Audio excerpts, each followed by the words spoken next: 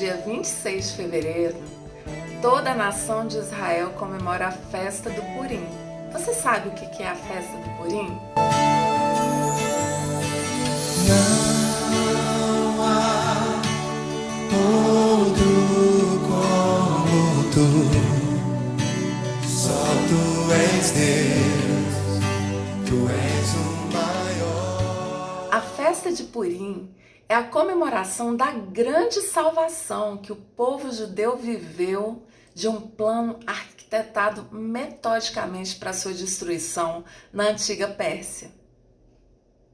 A festa de Purim é uma data tão relevante para toda a comunidade judaica espalhada pelo mundo inteiro que no dia 1º de agosto de 2020 a festa passou a integrar o calendário oficial de eventos do estado de São Paulo.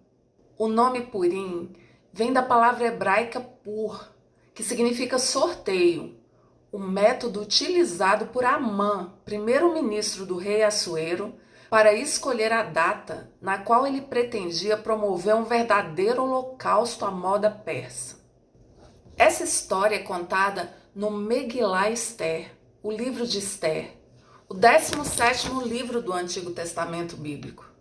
Um livro histórico que conta como os judeus levados escravos para a Babilônia, subjugados pelo Império Persa, viram erigida rainha uma judia comum do povo, que foi instrumento de Deus para lhes conceder um grande livramento.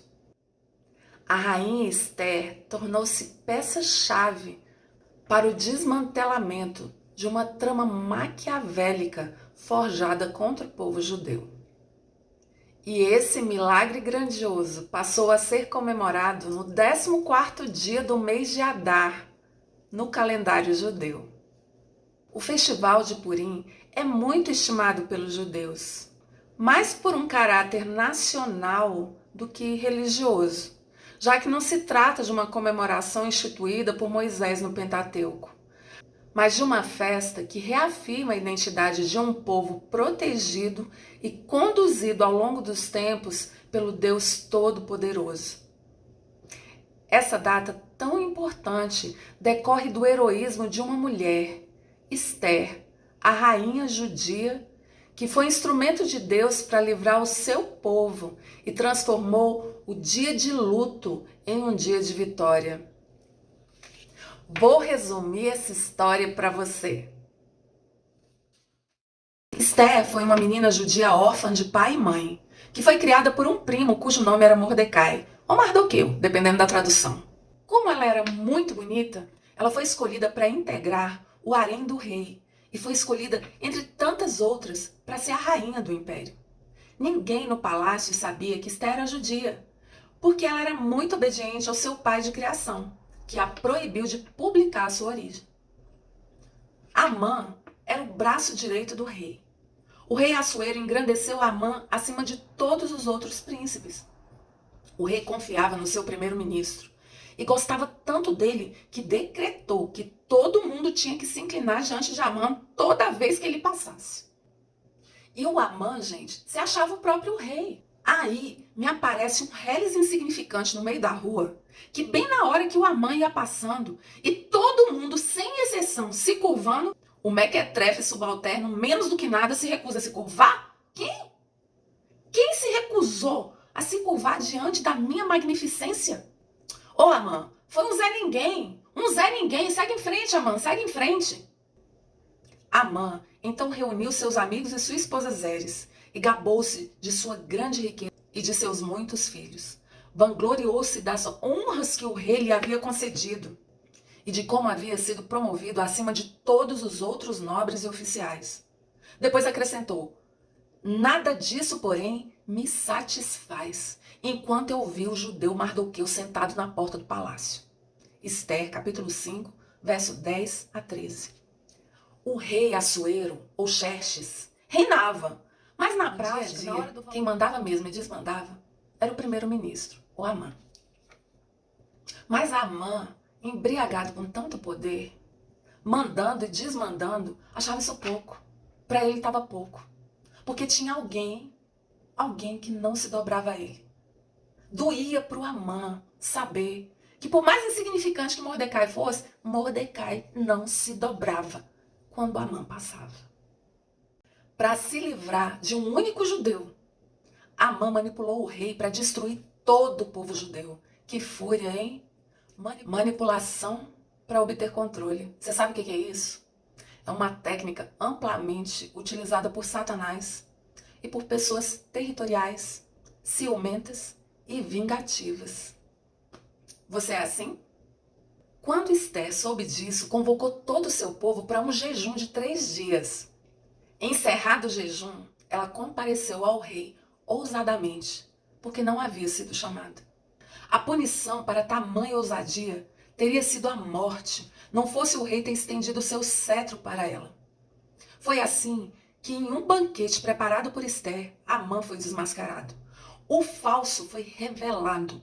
O rei descobriu a maldade de Amã, que foi enforcado na forca preparada para Mordecai. Naquele dia, houve grande livramento para os judeus que, de condenados à morte, adquiriram o direito de defender suas vidas. Até hoje, os judeus fazem esse jejum de 3 dias. Este ano de 2021, o jejum de Esther será realizado nos dias 23, 24 e 25 de fevereiro. E no dia 26 será celebrada a festa de Purim. O Talmud, que Jesus chama no Novo Testamento como a tradição dos anciãos, prescreve 4 práticas a serem observadas durante a festa de Purim.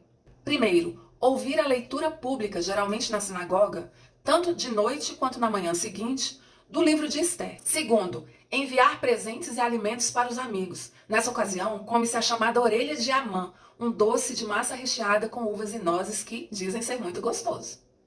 Terceiro, fazer caridade aos pobres. Quarto, comer uma refeição festiva durante o dia, à semelhança do banquete oferecido por Esther. E beber até que não se saiba diferenciar quem é o abençoado Mordecai do amaldiçoado Amã. É tanta alegria que os sábios judeus escreveram no Talmud que é para beber, beber, beber, até ficar bêbado mesmo para valer. Pois é. Enquanto na Bíblia o sábio Salomão e também os profetas nos ensinam a ter muito cuidado com a bebida forte e evitar as bebedeiras. Assim vocês anulam a palavra de Deus por meio da tradição que vocês mesmos transmitiram e fazem muitas coisas como estas. Olha, para você ter uma ideia, com o passar do tempo, a festa de Purim passou a ser comparada com a festa de carnaval. Alguns chamam a festa de Purim de o carnaval judaico. As crianças, os adultos, usam fantasias, usam máscaras, à semelhança do carnaval que a gente conhece. E arrumaram até uma justificativa bíblica para o carnaval judaico, entre aspas. É que o livro de Esther é o único livro da Bíblia que não cita a palavra Deus em momento algum. Os rabinos então ensinam que o Senhor está sempre praticando milagres, mas muitas vezes disfarçado. O Talmud chega a dizer que o fato de Deus estar sempre praticando milagres e as pessoas não perceberem é porque ele se disfarça. E essa seria a justificativa para que durante a festa de Purim as pessoas se disfarcem com máscaras, com fantasias. Então, o costume de se fantasiar reflete um dos principais temas da festa de Purim. O fato de que Deus está sempre presente na vida do seu povo, mas disfarçado. Se a maioria não percebe, é porque os milagres sempre vêm disfarçados de eventos naturais. Olha só, o povo judeu jejua durante 3 dias, para depois se embriagar na festa de Purim. Com a chancela da tradição dos anciãos, o Talmud, nós respeitamos, mas não concordamos. Eu vejo assim que a intenção é excelente, como toda boa intenção de todo ser humano. Mas é impressionante como a nossa natureza pecaminosa, como a carne, o poder da carne que opera em nós, consegue distorcer qualquer boa intenção que eventualmente a gente tenha. Assim como os cristãos transformaram as festas pagãs em festas cristãs, é perfeitamente possível ver que a natureza humana opera tanto entre judeus quanto em gregos. Os gregos e os romanos influenciaram tanto a fé católica, ao ponto de transformar festas pagãs em festas cristãs.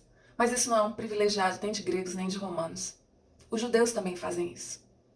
A ideia de jejuar 3 dias até hoje, em comemoração ao que Deus fez ali, aquele grande livramento, aquela grande salvação realizada no meio do povo judeu, isso é maravilhoso. Eu acho que jejuar 3 dias em adoração ao Senhor, em contrição, isso é maravilhoso.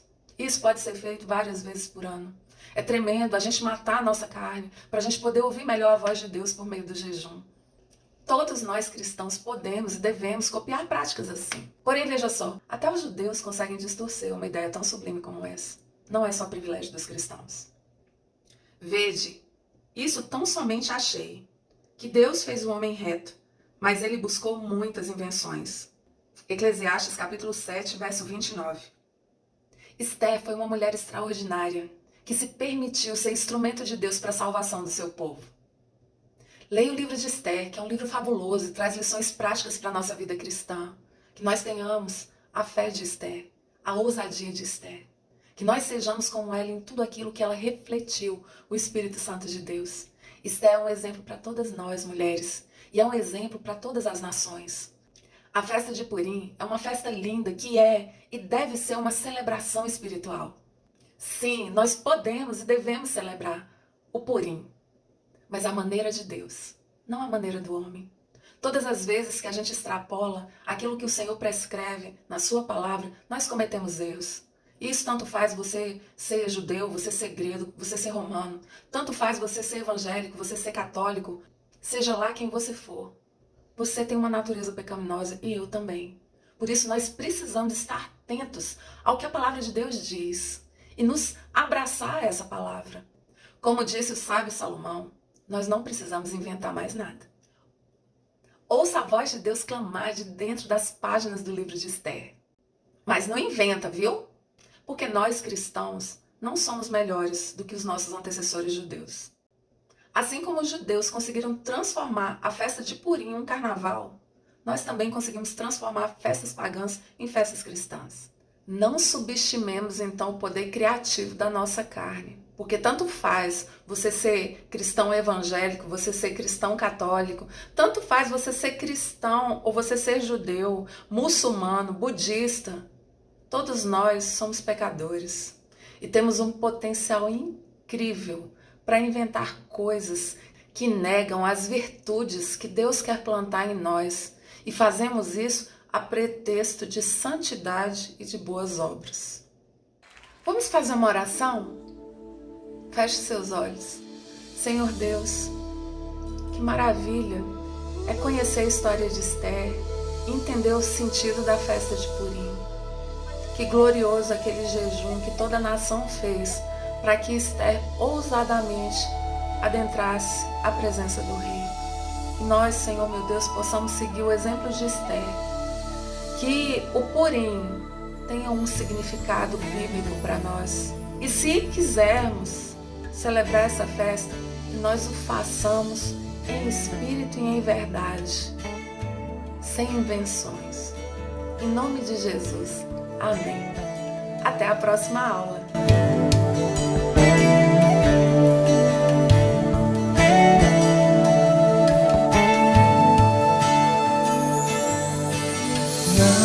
Não há outro como tu, só tu és Deus.